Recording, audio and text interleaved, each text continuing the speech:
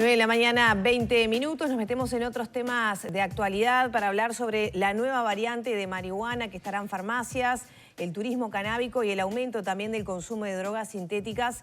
Son algunos de los temas que abordaremos con el secretario general de la Secretaría Nacional de Drogas, Daniel Radío, a quien le damos la bienvenida. ¿Cómo anda? ¿Qué tal? Buenos días. Bueno, saludo para los televidentes. ¿Cuál ha sido el trabajo? Usted, la última vez que estuvo acá, anunciaba, ¿no?, que se estaba trabajando en ampliar la variedad y de alguna manera el ejercicio de la libertad con este nuevo tipo de marihuana, que ¿qué características tiene?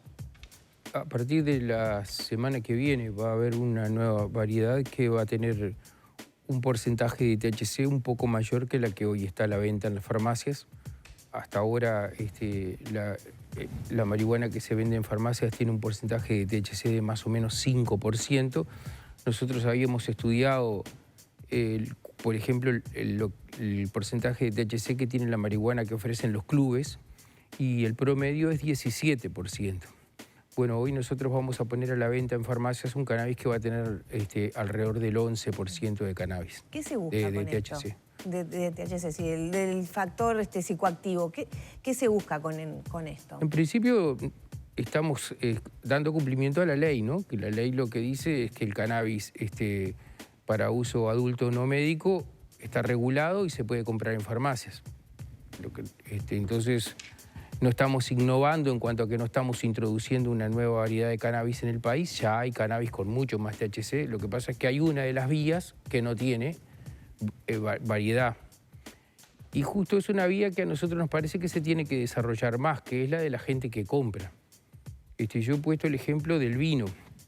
Algunas personas tienen una parra y plantan uva y después al fin de la temporada las guardan en una damajuana y hacen su vino. Pero la mayoría de las personas no. La mayoría de las personas o no tienen tiempo, o no tienen parra, o no saben cómo. Y entonces van al supermercado y compran el vino que quieren, que le produce una distorsión de la percepción, que no pueden manejar, que todas las restricciones que lo sabemos para el cannabis. Pero eligen variedades. Y entonces van y pueden elegir un vino Merlot, un Tanat, un Cabernet Sauvignon, un Tempranillo, un Malbec. Pero el que va a comprar cannabis a la farmacia no puede elegir.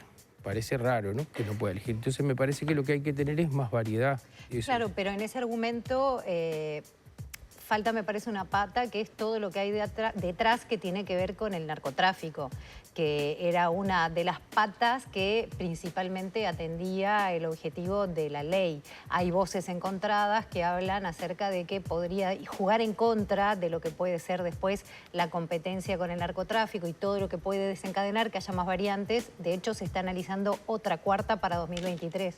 Sí, a mí me parece que tendría que haber muchas más variedades. En realidad, el narcotráfico no es el centro de nuestra política. El centro de nuestra política es el derecho de las personas a poder acceder a cannabis sin necesidad de vincularse con el narcotráfico, que eso es lo que yo digo. Hasta ahora, ¿qué es lo que pasaba en el Uruguay hasta antes de que se aprobara una norma de este tipo?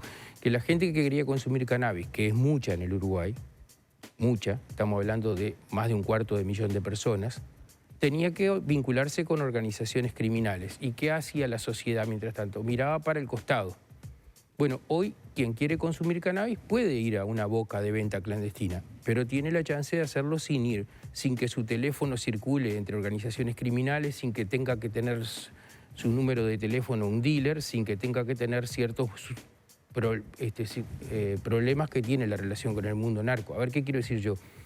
Todos los días nosotros tenemos noticias de un detenido, de un muerto o de un herido en una boca de venta clandestina. Nunca tenemos noticia de que pase eso por el que va a buscar cannabis a la farmacia. Y el 40% de la población va a la farmacia o va a un club o va al autocultivo. Nos parece poco eso en términos civilizatorios, es un gran avance en términos del reconocimiento del derecho de las personas y en términos de evitar la violencia que tienen las bocas, ¿no? Cuando se promovió esta ley por primera vez en el gobierno de Mujica, sí se hablaba como una herramienta de combate al narcotráfico, ¿no? De quitarle mercado al narcotráfico en este contexto que usted decía, que el que consume sí o sí tenía que ir a algo ilegal y no regulado para poder hacerlo. También he sabido que desde que comenzó a funcionar, no sé si se ha achicado el narcotráfico, tendería a pensar que no, por lo que vemos en las noticias día a día. probablemente marihuana sí, no lo sé, pero también que la oferta que han tenido las farmacias ha sido muy insuficiente para la demanda. ¿Fracasó esa ley? ¿Funciona bien esta iniciativa? Habida cuenta de que no puede satisfacer la demanda que hay en su totalidad, había insatisfacciones en cuanto al tipo de cannabis que se vende allí de forma regulada, controlada por el Estado. Y en cuanto al registro, por ejemplo, que es una contra que ven los consumidores desde el principio. A ver, son muchos temas. El primero es, yo sé que se dijo eso, yo lo que pasa es que nunca estuve de acuerdo con esa argumentación de que esta ley se hace para combatir el narcotráfico. No me parece que ese argumento está bien, porque por lo que yo decía recién, el centro de gravedad de una política no es el criminal. Lo que yo tengo que poner en el centro de la política es el derecho de las personas. Y entonces lo que yo tengo que garantizar es que las personas puedan consumir sin necesidad de ir al narco. El efecto secundario deseable de esto es que el narco pierda terreno, pero no es el objetivo principal. El objetivo principal es que las personas no tengan que los ciudadanos tengan la posibilidad de satisfacer sus ganas de fumar cannabis, si tienen ganas, sin necesidad de que su teléfono vaya a circular o su persona tenga que estar conectándose con un tipo que está en el crimen organizado. Eso primero. Segundo, los narcos no venden cannabis solamente, es más, no debe ser su principal fuente de ingreso. O sea que con esto no vamos a combatir el narco. Es una falacia decir que se va a combatir el narco porque se regule el cannabis. Lo que hay que conseguir es que la gente no tenga necesidad de ir al narco. Tercero. ¿Y eso se cumplió? Porque como las farmacias siempre estaban agotadas. Bueno, voy a eso. Stock para abastecer a las farmacias tenemos. Hoy no hay más filas, más colas como había en las farmacias, no hay. Todo el mundo que quiere ir a comprar puede ir a comprar, nunca falta. Hay. Y antes había 14 farmacias que vendían, hace 2 años y medio cuando yo asumí esto había 14 farmacias, ahí hay 30. O sea, hemos ido modificando eso y va a seguir aumentando. Es verdad que hay pocas variedades, estamos trabajando en eso para que haya más variedades. La idea es seguir en la línea con una filosofía que es eso, es atender los derechos de las personas. Pues lo otro es creerse que porque yo les digo que no consuman, no van a consumir. Claro. Y en realidad es cerrar los ojos a la realidad. En todo el mundo las personas usan drogas. Y ojo, pues alguien me ha dicho, bueno, pero también hay crímenes. Y sigue habiendo, por más que los prohibamos, entonces los legalizamos. No, porque yo tengo una condena moral al crimen. Y que la gente use drogas, yo no tengo una condena moral. La gente, yo no tengo por qué meterle mi moral con... Yo sí tengo una censuro al que vulnera los derechos ajenos, al que hace uso de su derecho de consumir una sustancia, yo no lo censuro, ¿no? Pero uno piensa, por ejemplo, en la postura de los consumidores. De hecho, hace pocas horas sacaron un comunicado en el cual hablan de que sigue habiendo detenidos, de que sigue habiendo escasez. Es otro tema, ¿no? Por eso, entonces uno dice... Pero si los consumidores entonces no están encontrando, también hay cuestionamientos con respecto a lo que es todo lo que tiene que ver con los clubes canábicos, las autorizaciones, la regulación. Entonces como que, por lo menos visto desde afuera, parece que hay algo que no está cerrando. Hay que ver de qué estamos hablando. Primero, los clubes canábicos cada vez hay más.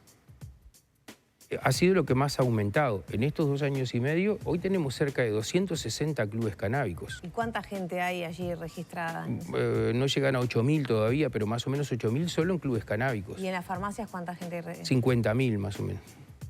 Entonces, no es verdad que los clubes canábicos no puedan instalarse o que no, se pueden instalar perfectamente, están siendo fiscalizados. Una cosa es que no se quiera que se les fiscalice, pero por supuesto que hay que fiscalizarlos.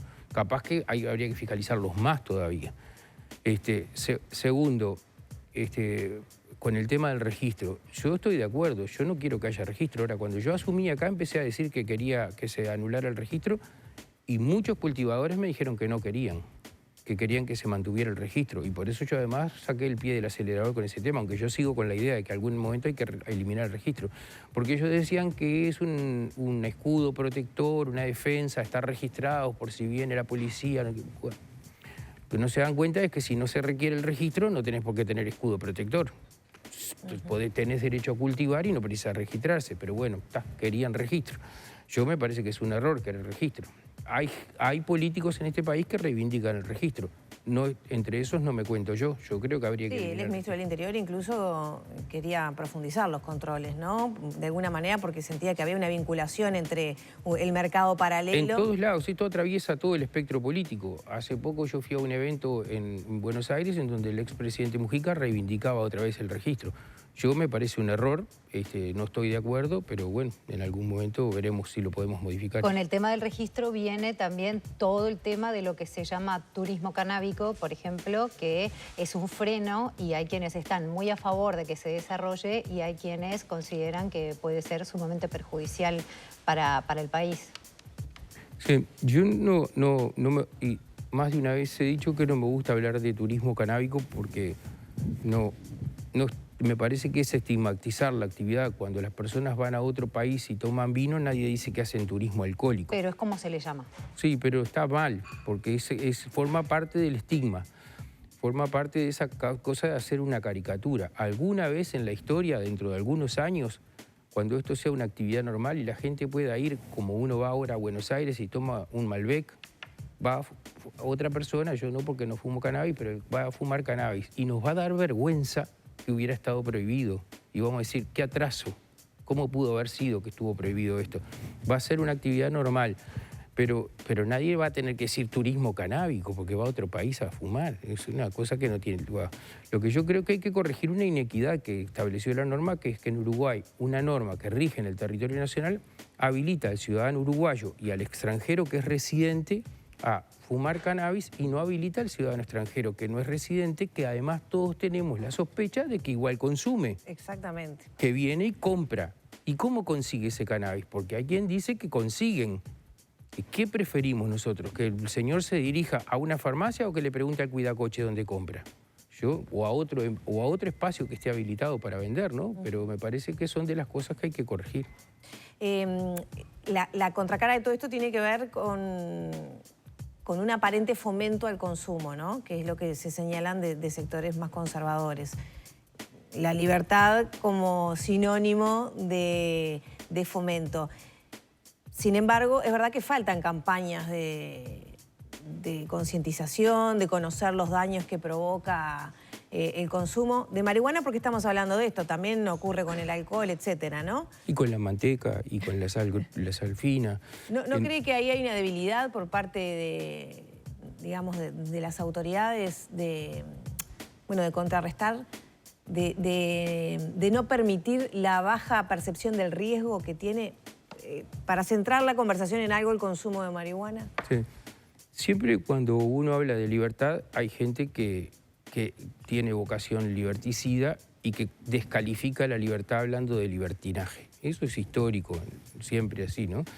En realidad, lo de la baja de la percepción de riesgo es una cuestión que es opinable cómo impacta en después que las personas hagan o no hagan cosas. ¿Qué quiero decir?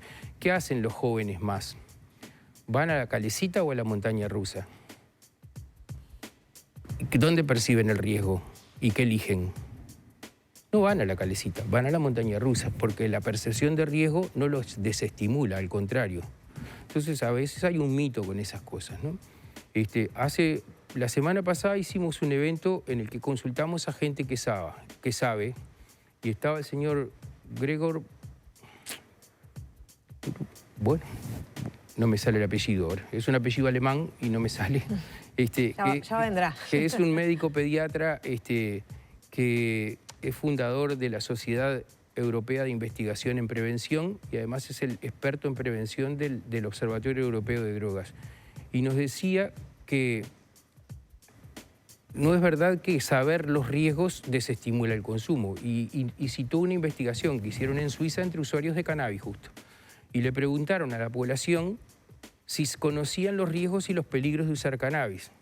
Y como en todos lados, algunos saben y otros no saben nada. Algunos creen que es inocuo, que no es, aviso, no es inocuo fumar cannabis. Y otros creen que es un peligro inminente y otros saben más o menos cuál es la verdad de la cosa. Pero cuando se desagregó y se juntó por un lado los que fuman y por otro lado los que no fuman, los que más sabían los riesgos eran los que fumaban.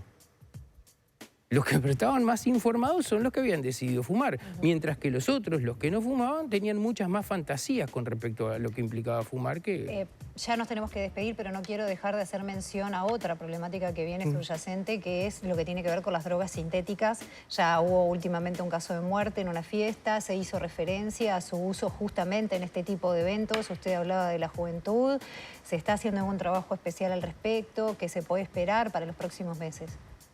Sí, lo que pasó durante la pandemia es que como no hubo fiestas, el uso de las drogas sintéticas casi tendió a cero. Y cuando desapareció la pandemia y volvieron las fiestas, volvió el uso de las drogas sintéticas. ¿Pero de qué estamos hablando? De una droga en la cual hay miles, de una fiesta en la cual hay miles de personas y algunos muchachos por allá en los rincones consumen. No, estamos hablando de fiestas donde todo el mundo está consumiendo, miles de personas. Eso pasa hoy en el Uruguay. No es para asustar ni para alarmar, es para que asumamos la realidad. Pero antes había una política con las llamadas carpas de achique, creo que eran sectores donde se hidrataban y había un control e incluso se podía controlar la calidad de lo que se iba a consumir. Eso no existe más. ¿Por qué? Desde la Junta Nacional de Drogas nunca se hizo eso. Yo estuve averiguando, porque yo soy partidario del testeo de sustancias. ¿Pero que era Ministerio de Salud Pública, Mides? Alguna vez lo hicieron algunas organizaciones de la sociedad civil, pero escasamente, puntualmente, en alguna oportunidad, casi nunca fue una cuestión sistemática. Yo soy partidario de hacer testeo de sustancias, entre otras cosas, no es la medida que yo propongo como una... No, me parece que es una de las cosas que hay que hacer. ¿Por qué?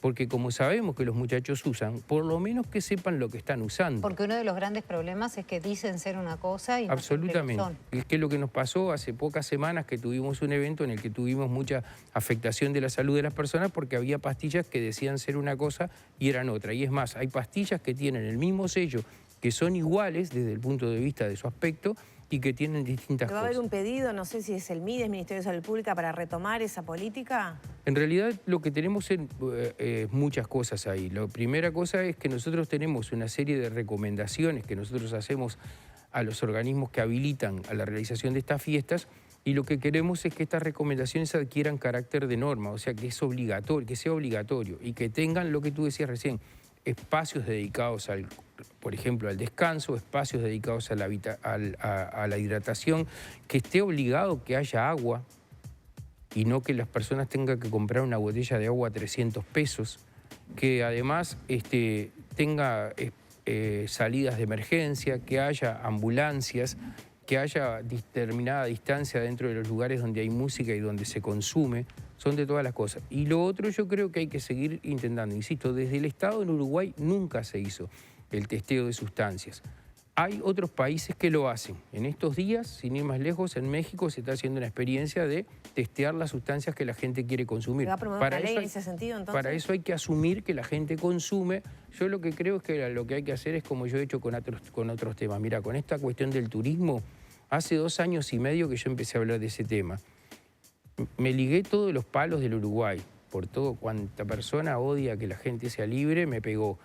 Hoy toda la sociedad está discutiendo esto y no hay tanta alarma. Bueno, empiezo a poner este tema arriba de la mesa, ya estarán criticándome, pero dentro de un par de años, si Dios quiere, las cosas van a estar...